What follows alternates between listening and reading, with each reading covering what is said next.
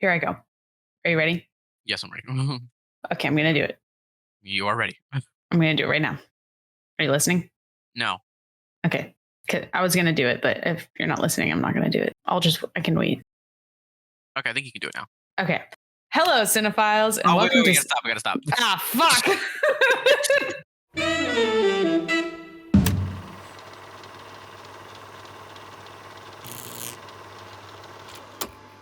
Oh, now I'm not ready. You threw me off my mojo, man. Hello, cinephiles, and welcome to Silver Screen Sips, a podcast where two idiots talk about movies. And today we are talking about Kill Bill Volume 2, and it's already the end of the season. Dos. Just a reminder that there are spoilers ahead for movies and TV shows that you may not have seen yet, so just know you've been warned. So we're going to start today's episode off with a banger of a segment. Oh, sorry, I'm trying to appeal to our Gen Z audience. What's this segment called, Isaiah? This week in North Brighton, Ohio. No. What if you did it with the same energy though? I got it. Hold on. You want me to set you up again? Yeah, let me get this on. Hey Isaiah, what's this segment called again? Welcome to This Week in Overland Park, Kansas. Well, it's in Kansas. Overland Park? But why there? Because random. But it's like so random that I want to know what made you decide that one. Oh, I literally Googled random city in Kansas and that popped up. Shout out to the people listening that live in, what's it called? Overland Park, Kansas. Overland Park, Kansas. Shout out to you guys. You're the real MPs.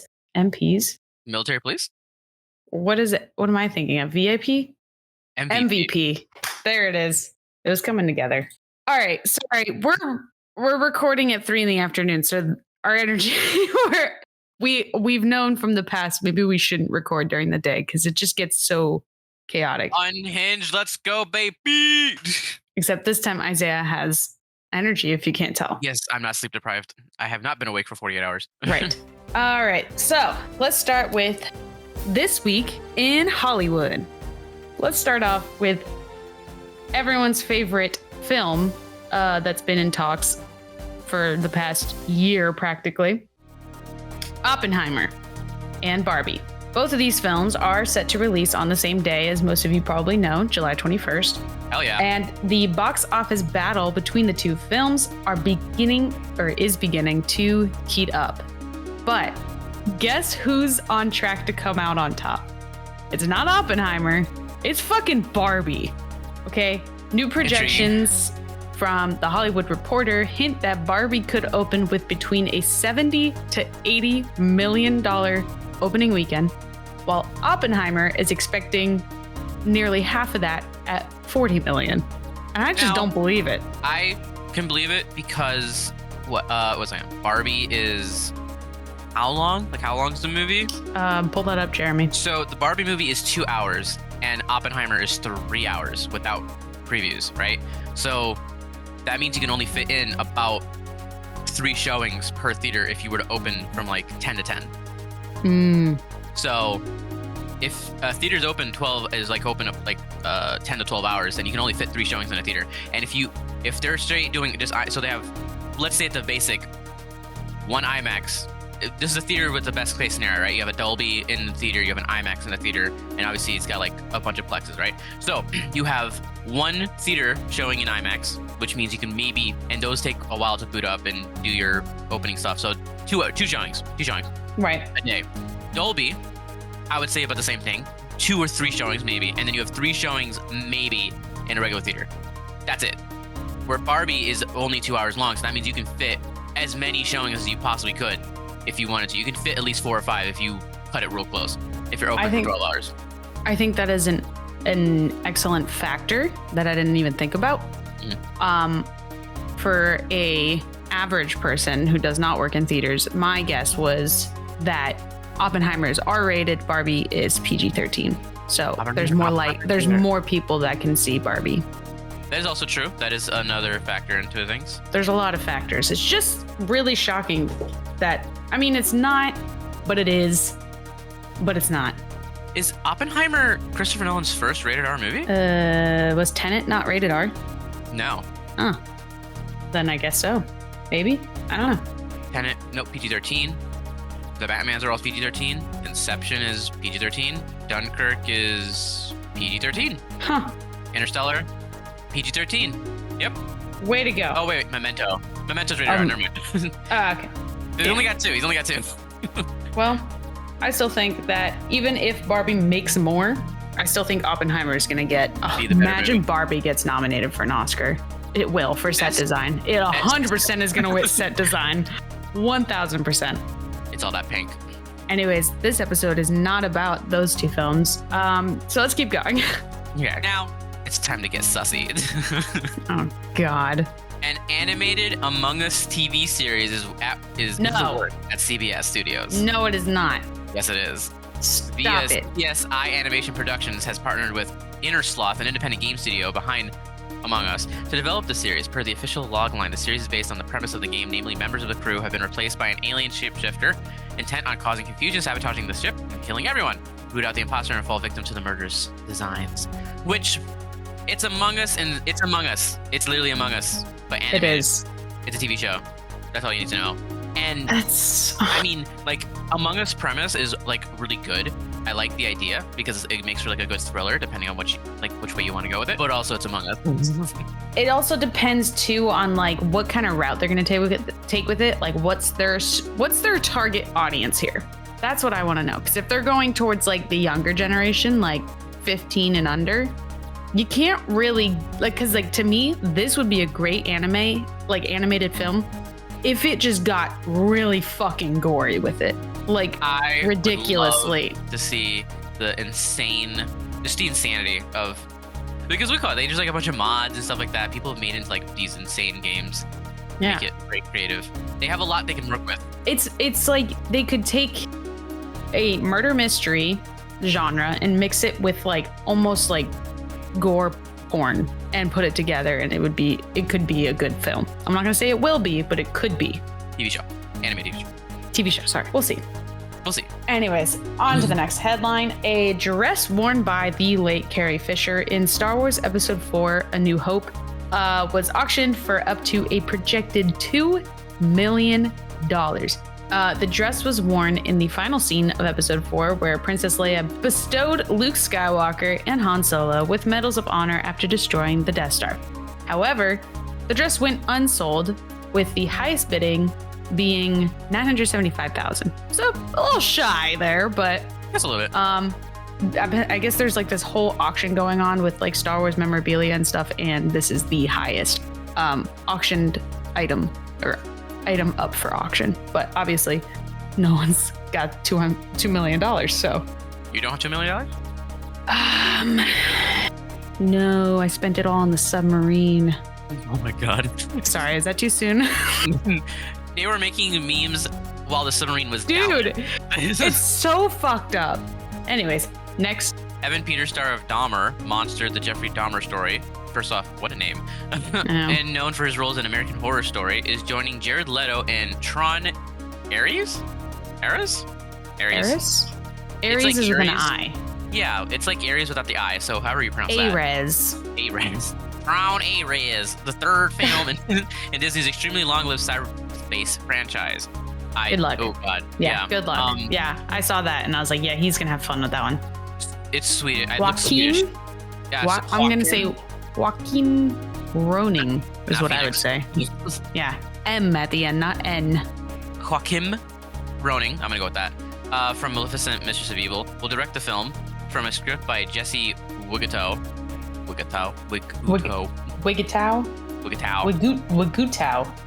These are really hard. Yes. I'm sorry.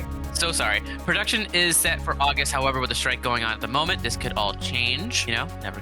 Yes. Wow, that is not at all how I thought you'd say it. I'm going to put this up to them. Sorry, I Googled how to say his name.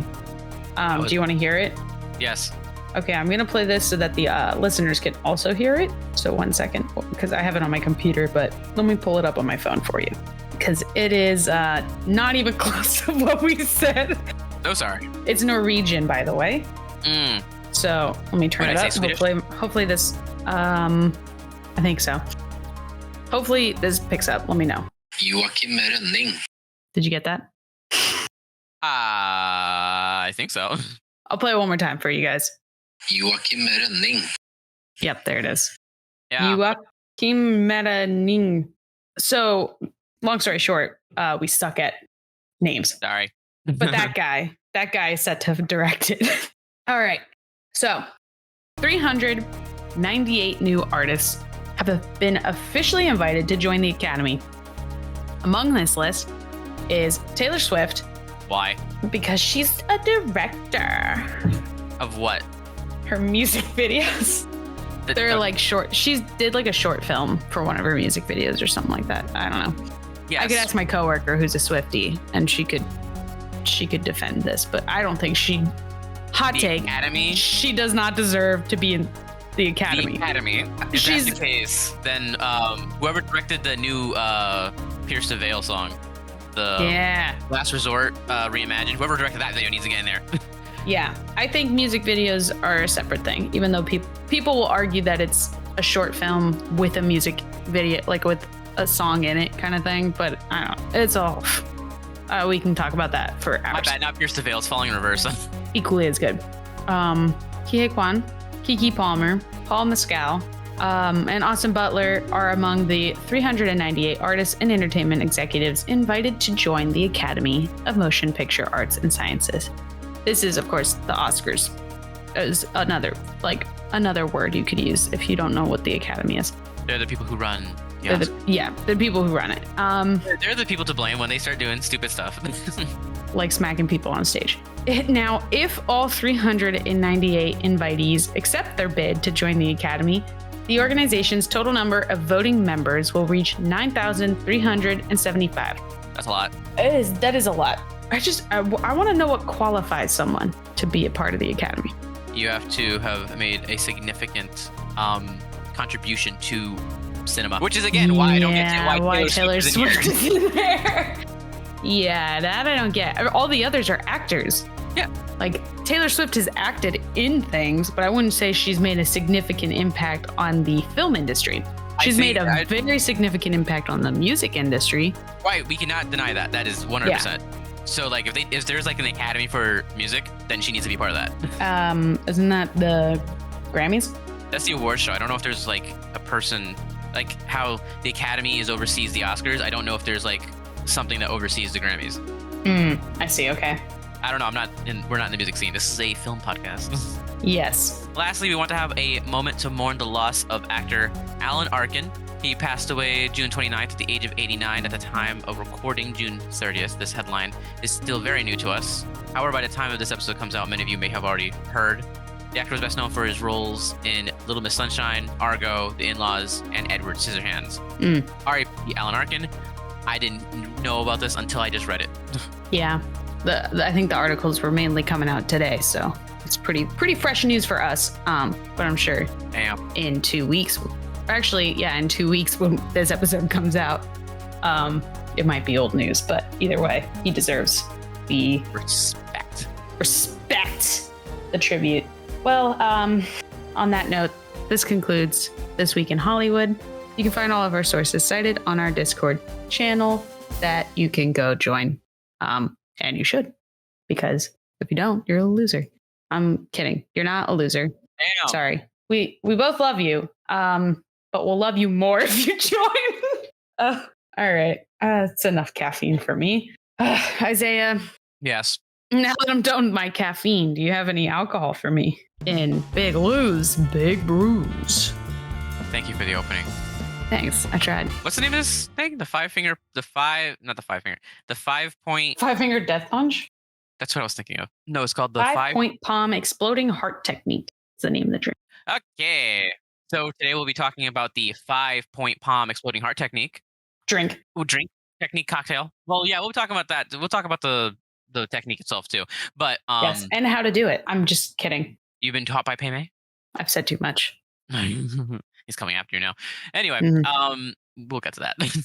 When you need a Kill Bill cocktail, the 5-point palm exploding heart technique cocktail brings together rich coffee flavors and the smokiness of mezcal. I have mezcal. Its inventor, Eric Castro, calls for a relatively obscure coffee liqueur, but feel free to substitute the results are worth it, but will vary depending on what you put in it, obviously. If you substitute ingredients, pay attention to the sweet bitter balance.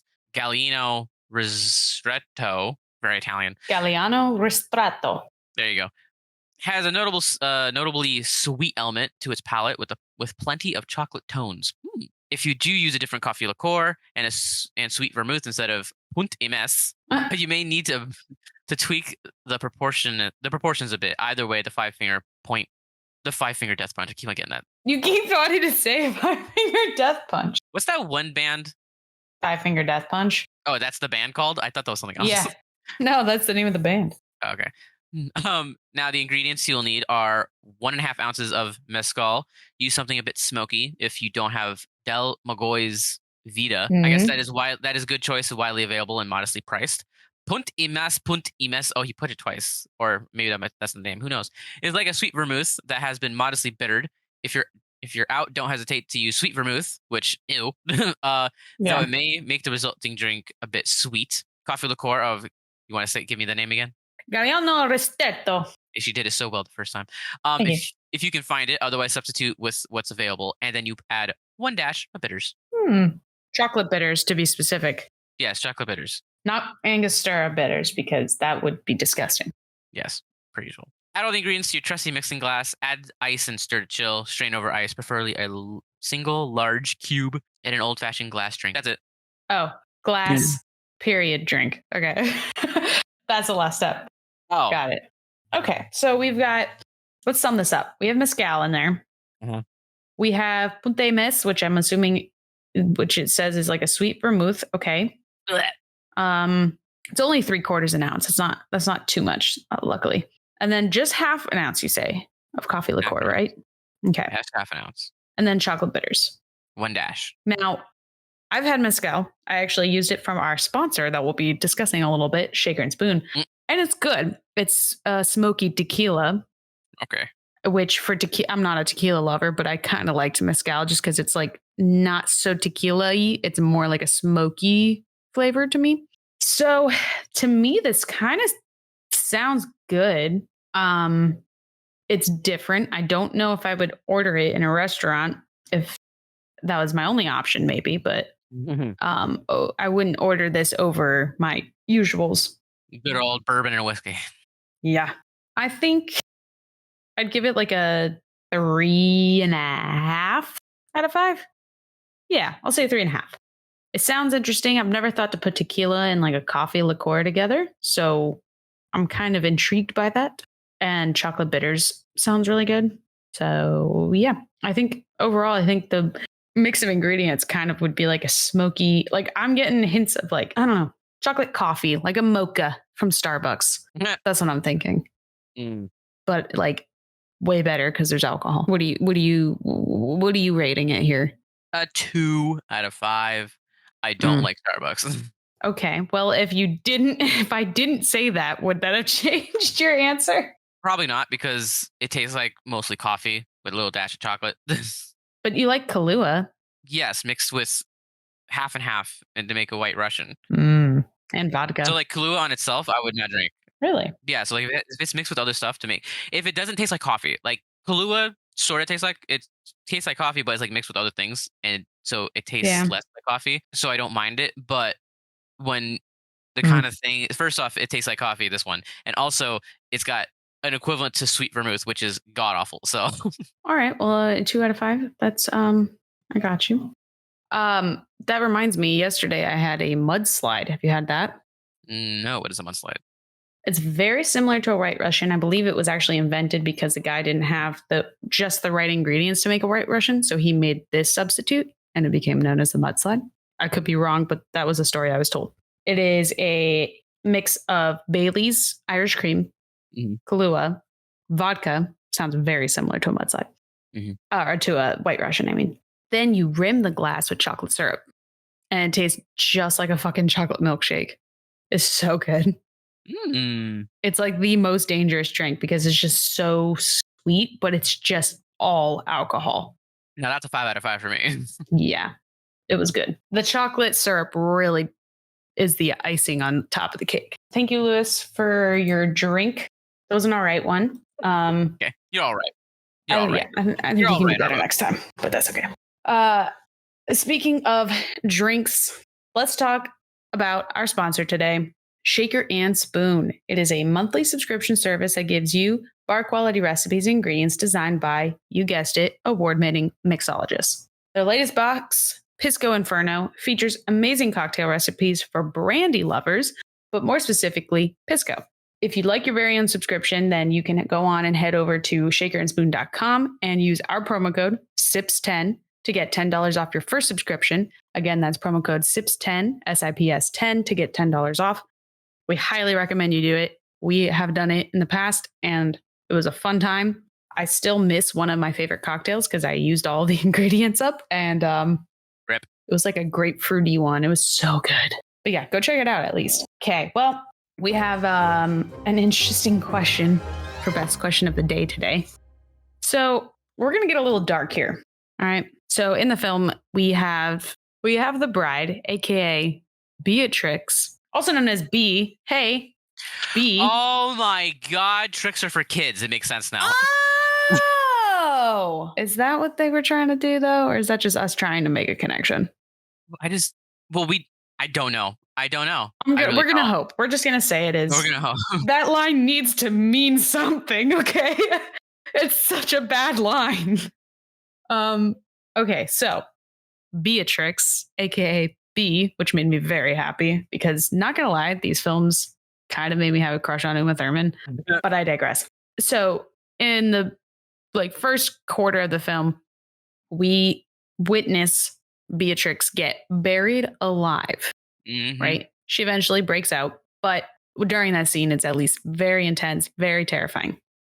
Which leads me to my question that is, for you personally, what do you think is like the worst way that you could die, or like the scariest way? Jesus. Yeah, we're getting real here, folks. I already have the answer. It is driving a car off of a road or bridge into a large body of water and drowning. Ooh, that is a good one. That is a scary one. I thought you were just going to say it's driving. I was like, what? That's not okay. How do you live in life? I don't. Okay. That is a good one. Oh man, I didn't even think of mine. This is your question. You didn't think of an answer. I know. I didn't. For some reason, I didn't think you'd have an answer right away. So I'd have more time to think because there's a number of things. Drowning is definitely up there. Like drowning is one of my biggest fears. Any kind of like suffocating, like the buried alive thing. That's terrifying too. Suffocation. No. Breathe. So I was thinking that suffocation. No breathing. Honestly, I got a good one. Being burned alive. Now, like being burned alive, do you mean like prolonged burning, or like let's say you're trapped, immediately burnt to a crisp? No, I'm saying like imagine you're trapped in your house and it's on fire, and you have to go through it until you die. It's funny as you say that is because you would actually die of smoke inhalation before you died of burning. But that doesn't mean you don't feel the pain of the burn. Sure. I mean, unless you were on fire. But then here we go again with the suffocation. No breathing. Anyways. Okay. So then, I mean, that just makes it worse too. Because like, not only are you being burned alive, but you also can't breathe. Yeah, I would say that's pretty bad. It is pretty bad. Okay. I think I got the fire. You have the water. Now we just need air and land. Yeah. So plane crash and crushed by a boulder. Crushed by a boulder. Landslide. There you go. Dumb ways to die. That's another good question. Is what's the dumbest way that you could die? Like, what's the most embarrassing thing you can think of? The Legend of Kevin. Anything that man has done. Shout out to Kevin. Who's Kevin? The Legend of Kevin. On Reddit.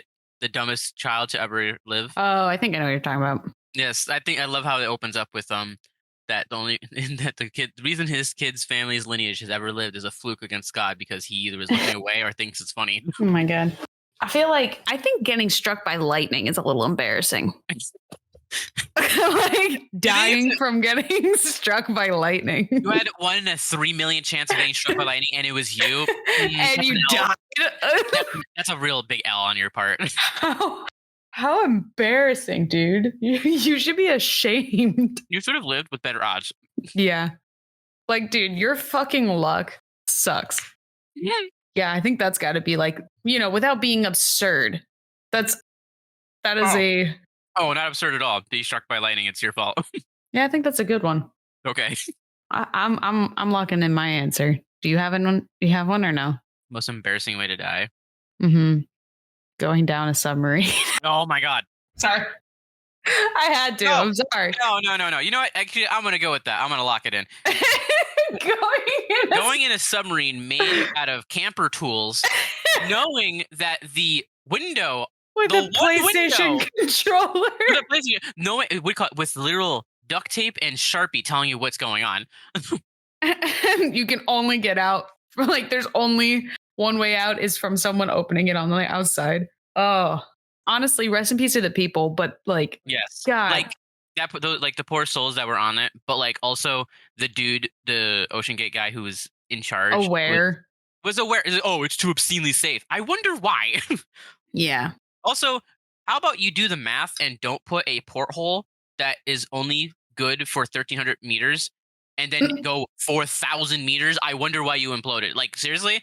Yeah. He knew that. He said, "Oh, that'll be fine," and put it on there anyway. Oh my God! And he was proud of it. So no, that would say that's embarrassing. If it was just him by himself and he didn't take other people with it, which makes it more tragic that he took other people's lives with him because of his own incompetence. That's embarrassing.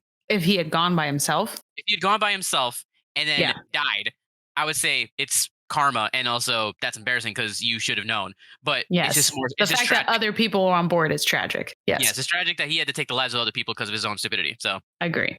We're getting probably so many comments right now, but listen, I genuinely do feel bad, especially for the 19-year-old. Yeah, he did not. Need to He's too young. But anyways, before we get canceled, that was my question of the day. Isaiah. Yes. So what do you got for us today?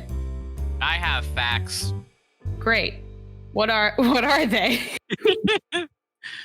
All right. So in the script, Tarintino had written all the fight scenes in great detail to the point where Yuen Wu Ping, who is the action choreographer for the movie, basically asked straight up, "What do you need me for?" Because they were so detailed. He was like, I'm not needed." Man. Because Tarantino thought of everything.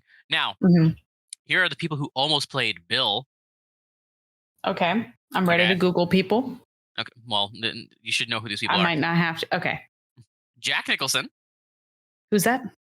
I'm just kidding. I know who that is. Okay. I know who that is before people lose their shit. That's the guy from Night of the Museum. Yeah. Okay, so Jack Nicholson. Okay. Kurt Russell. Okay. Mickey Rourke. I don't know who that is. Hold on. Mickey Rourke. He played Whiplash in Iron Man 2, but he's Mickey Rourke. Rourke. Oh, okay. Let me see his face. Oh, yikes. Okay, yeah, him. He didn't age very well. Yeah. And Burt Reynolds. Okay. I don't know if Burt Reynolds would work. No, I think he's too suave looking, He's too he doesn't strike me as a kind of creepy guy. No. However, they all passed on the opportunity. They said no. Now, fair. The role was originally written for Samuel L. Jackson. Interesting, because he's in the movie. Yes. Well, he was as he was writing, he was like, this isn't working out. I don't think so. Now, and then he realized when it wasn't going to work, he then decided to write it for Warren Beatty. Okay. And then as he was writing, he was also realizing that wasn't going to work out because he originally wanted him to be like a James Bond type of character. And then Warren Beatty kind of fit that. And then as he was writing, he was like, that's not working. So I'm going to switch it out. And then eventually he said, Bruce Willis. That was Bruce Willis? What? No. What? Oh, never mind. I thought you were. He thought it was. He thought maybe Bruce Willis could do it. I got it. Dumb. I don't know who the Kill Bill guy. What his name is? David Carradine. Okay, now I know. Yeah. So he was like, "Oh, I'm gonna write it for Bruce Willis," and Bruce Willis was his third option. Now, Robert Rodriguez scored this movie for $1. No way. Yes, and he said, and Quentin Tarantino said that he would pay him by directing a segment in Rodriguez's project Sin City for $1. Damn, what a deal. What a deal. There, however, there is a thing. There is like interviews with Tarantino and Robert Rodriguez saying they did it for free, but then also some places say that they did it for $1. So I assume is they agreed to do it for free, but then to do it contractually they just did $1. That's what I assume happened. 1 penny, please. $1. Just like Gwyneth Paltrow's lawsuit. Yeah, that's what I was thinking when you said it. The character of Pai Mei, I believe. Sorry, I just thought of I just imagine Quentin Tarantino going on Fiverr. Hiring I'll direct your short movie. Yeah. The correct, I believe it's Pai Mei. Is it Pai Mei? Pai Mei. I think it's Pai Mei. The character of Pai Mei is a character from old kung fu films. Oh yeah. I believe the 36 Chambers of Shaolin, I believe, stuff like that, and is played by Gordon Liu, who played Johnny Mo, the head of the Crazy 88 in the first film. Oh, I didn't even notice. Yeah, he plays both characters. That's cool. And the reason this is actually a reference because Gordon Liu actually fought the original character of Pai Mei in past movies. In, I believe, 36 Chambers of the Shaolin. Oh my god! So he ended up playing the character that he fought in the 70s, which is crazy. That is.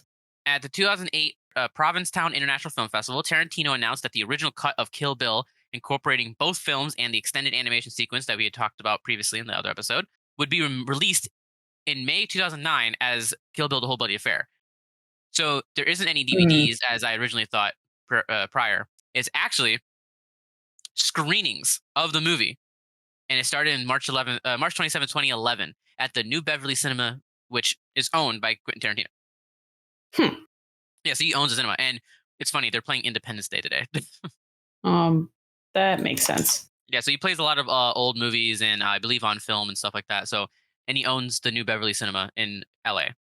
I don't know if they're still doing Kill Bill: The Whole Bloody Affair. I haven't seen any showings because they only do it for I think a month in advance. Yeah. So, but I didn't see anything, and maybe one day there will be. Now, we're gonna talk about the incident. The incident? The incident. So near the ending of filming, Uma Thurman was injured in a car crash while filming the scene where she drives to Bill. So the scene where she is driving down the road and it's very erratic in the blue car, that is the scene in which she got hurt. Okay. She stated prior that she was uncomfortable driving the car and asked the stunt driver to do it for her. Tarantino assured her that the car and road were safe. However, she lost control and hit a tree, suffering a concussion and damage to her knees. Jeez. According to Thurman, Miramax would only give her the crash footage if she signed a document releasing them of any consequences of her future pain and suffering. Tarantino was apologetic. However, their relationship was a bit bitter over the years afterwards. Thurman said after the car crash, she went from being a creative contributor and performer to being a broken tool. Miramax released the footage in 2018 after Thurman went to the police following the accusations of sexual abuse by Harvey Weinstein. Oh. And that's why everybody knows about this. And the footage can be found on YouTube. I'm literally searching it as we're talking right now. And you can find the link in our Discord because I have it in our show notes. It's pretty wild. Oof. It's pretty bad. She hit the sword too. Like the back of her head hit the sword. She handled it pretty well though, the swerving and stuff at first. And then, there was only a matter of time. God, that's rough. Yeah, I can see how she got the concussion from the sword probably hitting her. So, now we're going to talk about the failed projects of the sequels, because there were going to be sequels and there are many talks of many sequels. In fact, there was going to be talks of 2 sequels to this, of Kill Bill Volume 3 and 4. However, none of them came to fruition. So we're going to talk about a few. In April of 2004, Tarantino told Entertainment Weekly that he was planning a sequel. But, quote, I need at least 15 years before I do this again. I've already got a whole mythology. His idea was that Sophie Fatale would get all of Bill's money. She'll raise Nikki, who is the daughter of Vivica Green's character, of Vivica Fox, of Green. Yes, that was killed in the first movie. Who Nikki will then take on the bride. Quote: Nikki deserves her revenge every bit as much as the bride deserves hers. I might even shoot a couple scenes for now, and so I can get the actress while they're this age. However, it seems that didn't happen. No scenes were shot, I guess. At the 2006 San Diego Comic-Con International, Tarantino stated that After the completion of Grindhouse, which was him and Robert Rodriguez's dual film, he wanted to make 2 anime Kill Bill films, an origin story about Bill and his mentors, and another origin story starring the bride. Mm. Details emerged around 2007 about 2 possible sequels, Kill Bill Volume 3 and 4, of being the third film would involve revenge of 2 killers whose arms and eyes were hacked by Uma Thurman in the first movies. Okay. The fourth movie would bring back characters and the daughters who avenged their mothers. That didn't, and then obviously that didn't go anywhere. And then in 2020, Vivica Fox, who portrayed Venita Green, my bad, in the first film, suggested the original actress Ambrosia Kelly would reprise her role as the grown-up Nikki in the film to exact her revenge on the bride, expressing interest that Zendaya could be cast if Kelly was unable to return. Interesting. Which, in another universe, I think that'd be pretty dope. Watch Zendaya try to fight Uma Thurman. Oh yeah. I wouldn't be mad with Maya Hawke either in like a prequel thing. There was also talks of having Uma Thurman come back and Maya Hawke being the daughter playing BB. Oh yeah, that too. There was talks of that, but obviously those plans fell through too. I was gonna say more like a setup to like how she got to be in the Viper. Well, not in the Viper Squad, but like to be an assassin under Bill and stuff. Like how she got there. Maybe like that would have been one of the 2. And that would have been the second anime film that he was trying to do. Well, yeah, but I would have liked to see that with Maya Hawke is what I was trying to get to, because like she could portray a younger Uma Thurman. Interesting. Because she already plays a teenager in Stranger Things, so. Yeah. Well, those are all my facts. Well, thank you for your facts, Isaiah. I liked those. You're not welcome. Oh, alrighty. Mm-hmm. Now we've got quite a lot to talk about with this film, in our franchise breakdown. Now, is it better or just as good as the first? Not really. I agree. The way I think about it is if I watched the whole bloody affair, right?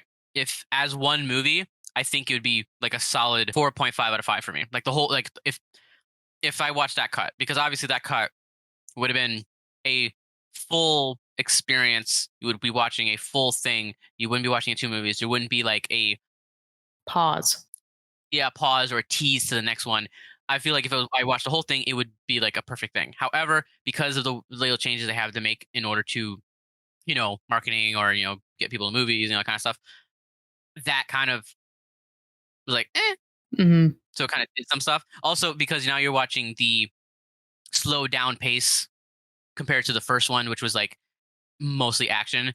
It feels like an entirely different movie now when it's supposed to be like one coherent project. However, if it was one project, I feel like it would have made sense to me and I wouldn't have like, Mm-hmm. So there's that. I would have loved to watch it in a way where the tease of does she know her daughter is still alive? Like if it was there, if I didn't know about that, right? And at the end of the movie, you just find out the daughter's like you watch the whole thing, right? And the daughter's there, like oh my god. I feel like the impact would have been way more significant. We would have felt like you were Uma in that moment. Like what the fuck? Which is why I think the whole bloody affair is probably the better cut of this movie. I do think I forgot her name. Oh my god, I thought I wrote it down. I did not. But BB, the actress who plays BB, is doing Tarintino dialogue at like 5 years old. Oh yeah, amazing. I don't know how she did it, but she did an amazing job. And just for a little other tidbits, I think the burial scene is probably one of the best acted scenes in the movie because oh my god, the whole time I felt claustrophobic. I know. I was like, holy crap, did they actually bury this woman to get the shot? Holy crap, because she was like panicking and stuff, and I was like, she sold it. Like Uma Thurman sold that, and I was like, damn. Honestly, she's underrated.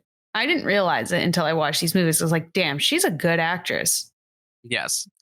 She can make a movie that like has the cringiest lines and not make it cringy. And that takes a lot of skill. Yeah. So that was unexpected. I mean, I knew she was a good actress, but then like I was like, oh my god, I feel like I'm down. Yeah. So props to that. That was amazing. And the training scenes I think were pretty funny on how they were shot. Pei Mei is evil. Yeah. But he's like comically evil because he's just so ridiculous and like the whole things are overacted and with the zoom ins and zoom outs and Oh stuff yeah. like that. It's like a real life anime. Yes, and it is homage to old kung fu movies because they did that in old kung fu movies. So I do think that the homages are just kind of funny. If you don't know it, it's funny. If you do know it, then you notice the homage, but also it's kind of funny in the context that's given. So I think either way, the point come across pretty good. So I did give it a 3.5 out of 5 because it isn't, in my opinion, as good as the first volume. Because I think the first volume is better, but marginally. So that means this one is kind of less. However, I think altogether, again, it would be a 4.5 out of 5 if I watched the whole Bloody Affair cut. So yeah. Okay. those are my thoughts. I think that I agree with you pretty much on most of your comments. I also rated it a 3.5 out of 5. I think that, like, if you compare the first one versus this one, I do feel like tone is completely different. This one felt a lot more slow paced to the point where there was a few scenes that I was like, oh my God, can we get on with these monologues? Are boring me. I didn't really see Kill Bill as a story driven movie. I saw it as like cinematically entertaining, the fight scenes and all that, which there really wasn't a lot of fighting in this one compared to the first one, at least. So, like, especially with like Bill's monologues, which I understand they're trying to like show you this is Bill, this is what the guy you've been waiting for. But some of his monologues were just so dragged out. I also think that Uma Thurman's acting in this one was phenomenal. I think she really shined in this one compared to the first one. I think because it's a more emotionally driven movie versus the first. But she's just, yeah, she really does it well. Like you said, the buried alive scene is executed so perfectly that it made me like nervous. I mean, Bill's actor, I think, did a good job as well. Why hasn't anyone thought about flushing the toilet before when they're being drowned? Oh, yeah.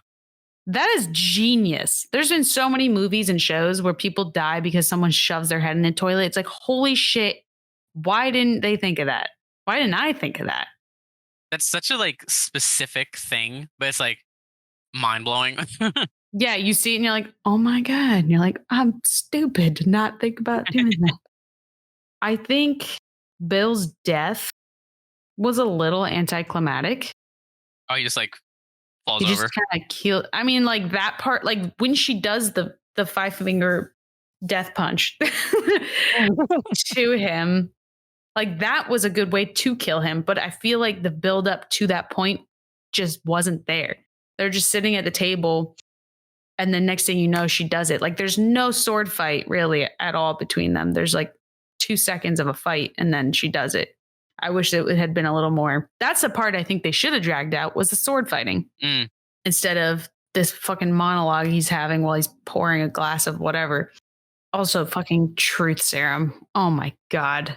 I hate that concept in movies where it's like this character would never tell the truth, but we're going to come up with this truth serum, which means there must be telling the truth. It's like the cheapest through a story plot. Yeah. What a MacGuffin.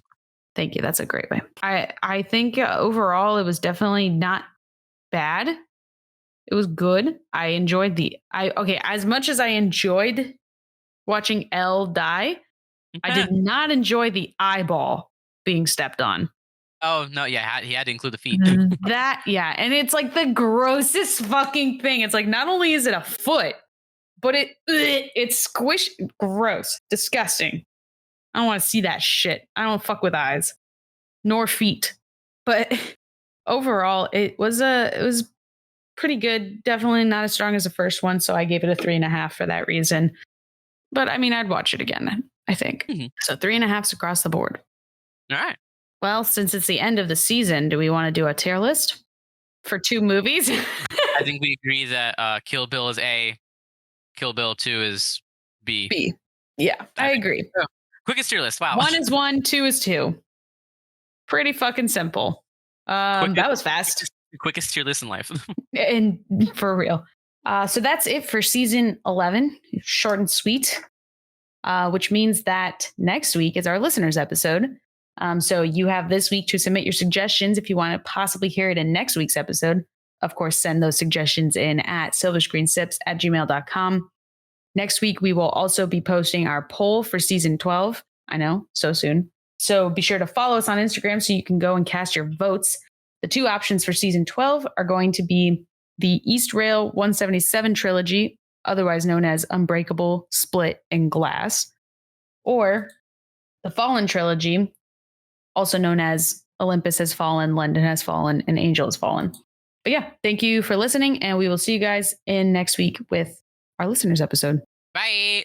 I was hoping you'd say something. My mouse just died. Hold on, I can't fucking stop recording now because of it.